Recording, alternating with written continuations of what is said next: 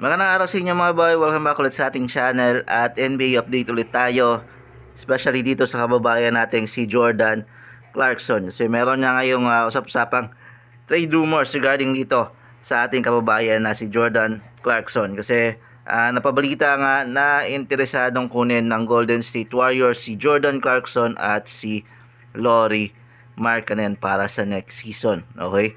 Alam naman natin na matagal nang minamarket ng Utah Jazz itong dalawang player na to. Okay, dahil nga posible nga silang mag-rebuild. Nung nang pinakawala nila itong si Donovan Mitchell, nag-decide na nga silang mag-rebuild.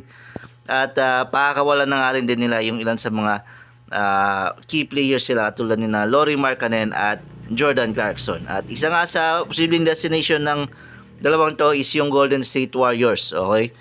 So, ito yung proposed trade ng Golden State Warriors mga bayan, no? So, makukuha ng Warriors sina Lauri Markkanen at Jordan Clarkson. Okay.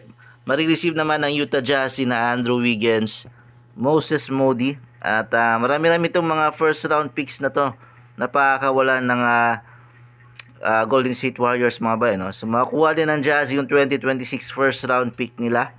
2027 first round pick swap ng Golden State Warriors.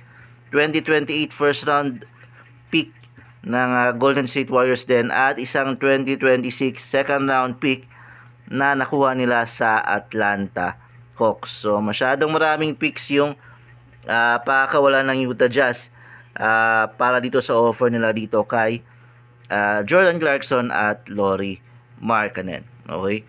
So abangan na natin guys kung mangyayari nga ba itong trade na to or kung mapupunta na nga ba si Jordan Clarkson yung pambato natin kasi marami nakaabang ngayon mga bayan, no? Kung maglalaro pa ba sa Jazz si Jordan Clarkson next season or sang team siya matitrade. And sigurado kung mapupunta siya sa Warriors, siguradong madadami yung mga manonood and yung mga Pinoy fans. Alam naman natin na maraming mga Pinoy fans ang sumusuporta sa Golden State Warriors. And maganda, makikita natin yung tandem nila Curry at Clarkson. So yun lang mga bay, maraming salamat sa panonood.